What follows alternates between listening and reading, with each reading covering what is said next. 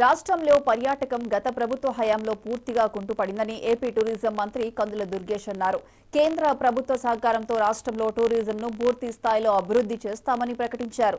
స్వదేశీ దర్శన ప్రసాద్ అనే కేంద్ర ప్రభుత్వ పథకాలను అమలు చేయనున్నట్లు స్పష్టం చేశారు.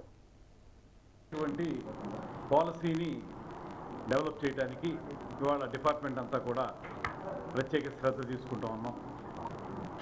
ముఖ్యంగా 2025 మార్చి తోటి గడిచిన 5 సంవత్సరాలుగా ఉన్నటువంటి టూరిజం పాలసీ అయిపోతుంది. ఇక రాబోయే 2025 నుంచి 2030 వరకు ఉండవలసినటువంటి టూరిజం పాలసీని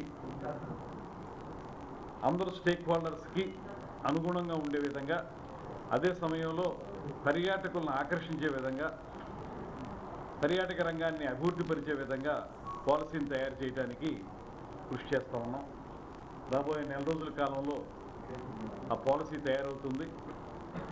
తిరిగి మళ్ళీ 25 ఏప్రిల్ నుంచి ఆ పాలసీ అమల్లోకి రావడం జరుగుతుంది.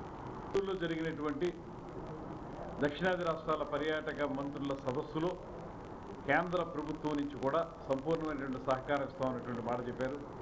దాని ప్రకారంగానే రాబోయే రోజుల్లో స్వదేశీ దర్శన్ అనేటువంటి కేంద్ర ప్రభుత్వ పథకం, అదేవిధంగా